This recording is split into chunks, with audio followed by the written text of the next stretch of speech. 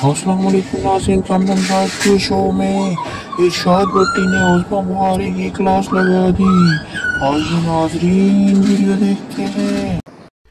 भट्टी साहब, ये जो ज़मीनी इंतखाब का रिजल्ट है, क्या ये शो नहीं करता कि PMLN पॉपुलर हो रही है, इमरान खान की पार्टी अनपॉपुलर हो रही है? नंबर 1। नंबर 2, तहरीक कैसे चला पाएंगे इमरान साहब जो बात कर रहे हैं इनके खिलाफ? और नंबर 3, आप एग्री करते हैं कि मुल्क के लिए कांटा है इमरान खान, इसलिए वो कभी बाहर नहीं आना चाहिए? पहली बात, मेरे भाई के हंसती मुस्कराती अज़मा बुखारी साहबा को मुबारकबाद। ये जो हिना अरशद वड़ाइच ने सीट जीती, और ये सही कह रही हैं, तीसरी मरतबा सीट जीती है ये मुस्लिम लीग नून ने। और डेफिनेटली अरशद वड़ाइच साहब दुनिया से गए और उस हमदर्दी का वोट भी था, और डेफिनेटली ये उनकी सीट थी, उन्होंने वापस ली। और अभी आप बता रहे थे, मैंने तो नहीं सुना अभी अज़मा साहबा से, कि वो कह रही हैं कि फाफन की रिपोर्ट कमाल की रिपोर्ट है, और जो इस इलेक्शन पर है और इस इलेक्शन को क्रेडिबल कर रही है। तो मैं ये पूछना ज़रूर चाहूँगा कि फाफन की रिपोर्ट 8 फरवरी 2024 के इलेक्शन पर, वो भी किसी दिन डिस्कस कर लीजिए।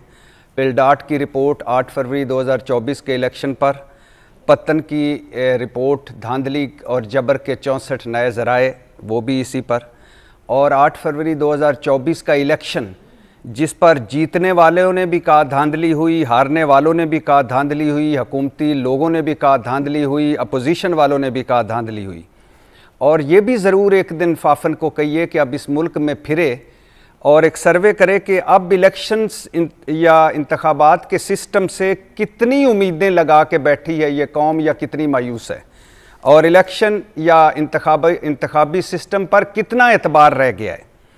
और अगर इमरान खान कांटा है, उनकी राय का मुझे एहतराम है, वो ये समझती होंगी, ठीक ही समझती होंगी, लेकिन मेरे ख्याल है इससे बड़े बड़े कांटे और हैं, और वो कांटा है आइन और कानून की हुक्मरानी का ना होना इस मुल्क में एक बड़ा कांटा है। पार्लियामेंट का तकद्दुस ना होना इस मुल्क में एक बड़ा कांटा है। वोट की इज्जत का ना होना इस मुल्क में एक बड़ा कांटा है। सिविलियन बालादस्ती का ना होना इस मुल्क में एक बड़ा कांटा है। आज़ाद अदलिया का ना होना इस मुल्क में एक बड़ा कांटा है। आज़ादी इज़हार राय और पीका उस पर लागू होना इस मुल्क में एक बड़ा कांटा है। और अगर आप किसी और के मैंडेट पर बैठे हों तो आवाम की नज़र में आप सबसे बड़े कांटे होते हैं, और ये कांटे अभी गुलाब हाथ में हैं। ये कांटे जब चुभेंगे, सर्कल जारी है, ये सफ़र जारी है, तो उस वक़्त इन ज़ख्मी हाथों को पता चलेगा कि इन कांटों के चुभने से कितनी तकलीफ होती है। शायराना बात हो गई। जब और ये जो मिसाके जमहूरियत, अभी मज़हर भाई ने कहा था, मिसाके जमहूरियत में क्या कुछ नहीं लिखा था इन दोनों जमातों ने।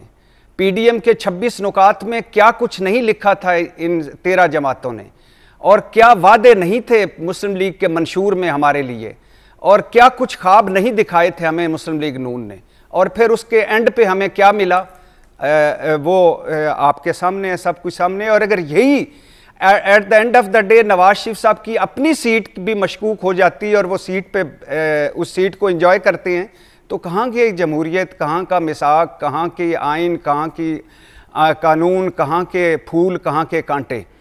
जहाँ तक आपने अभी इमरान खान साहब की बात की, इमरान खान साहब का एक तो मुझे नहीं लगता कि अभी तक हिकमत अमली उनकी सामने नहीं आई। मुझे नहीं लगता ये वक्त मुनासिब है तहरीक के लिए, ठीक है, क्योंकि अभी एक दुश्मन हमारे सर पर है, हमने बड़ा एक मार्का जीता है, दुश्मन सर पर है, दूसरी तरफ तवज्जो है, ठीक है। और दूसरा, हिकमत अमली और मकसद वाजे नहीं है। तीसरा, लीड कौन करेगा उस पर भी कोई अभी बहुत सारी चीजें लीड कर पाएंगे। और ठीक है, और नहीं, ये एक आखिरी जुमला, पार्टी इख्तलाफात और आपसी गिरोह बंदियां, और फिर जो ये है कि आप आगे ईद है, आगे मुहर्रम है, आप क्या कर लेंगे इस मौसम में, इस वक्त में, तो बहुत सारे सवालात हैं। ठीक है। और नंबर 3, आप एग्री करते हैं कि मुल्क के लिए कांटा है इमरान खान, इसलिए वो कभी बाहर नहीं आना चाहिए? पहली बात, मेरे भाई के हंसती मुस्कराती अज़मा बुखारी साहबा को मुबारकबाद। ये जो हिना अरशद वड़ाइच ने सीट जीती, और ये सही कह रही हैं, तीसरी मरतबा सीट जीती है ये मुस्लिम लीग नून ने। और डेफिनेटली अरशद वड़ाई साहब दुनिया से गए और उस हमदर्दी का वोट भी था और डेफिनेटली ये उनकी सीट थी, उन्होंने वापस ली। और अभी आप बता रहे थे, मैंने तो नहीं सुना अभी अज़मा साहबा से कि वो कह रही हैं कि फाफन की रिपोर्ट कमाल की रिपोर्ट है और जो इस इलेक्शन पर है और इस इलेक्शन को क्रेडिबल कर रही है। तो मैं ये पूछना ज़रूर चाहूँगा कि फाफन की रिपोर्ट 8 फरवरी 2024 के इलेक्शन पर, वो भी किसी दिन डिस्कस कर लीजिए। पिलडाट की रिपोर्ट 8 फरवरी 2024 के इलेक्शन पर, पत्तन की रिपोर्ट धांधली और जबर के 64 नए ज़राए, वो भी इसी पर। और 8 फरवरी 2024 का इलेक्शन जिस पर जीतने वालों ने भी कहा धांधली हुई, हारने वालों ने भी कहा धांधली हुई, हुकूमती लोगों ने भी कहा धांधली हुई, अपोजिशन वालों ने भी कहा धांधली हुई। और ये भी ज़रूर एक दिन फाफन को कहिए कि अब इस मुल्क में फिरे और एक सर्वे करे कि अब इलेक्शंस या इंतखाबात के सिस्टम से कितनी उम्मीदें लगा के बैठी है ये कौम या कितनी मायूस है, और इलेक्शन या इंतखाबी सिस्टम पर कितना एतबार रह गया है। और अगर इमरान खान कांटा है, उनकी राय का मुझे एहतराम है, वो ये समझती होंगी, ठीक ही समझती होंगी, लेकिन मेरे ख्याल है इससे बड़े बड़े कांटे और हैं, और वो कांटा है आइन और कानून की हुक्मरानी का ना होना इस मुल्क में एक बड़ा कांटा है। पार्लियामेंट का तकद्दुस ना होना इस मुल्क में एक बड़ा कांटा है। वोट की इज्जत का ना होना इस मुल्क में एक बड़ा कांटा है।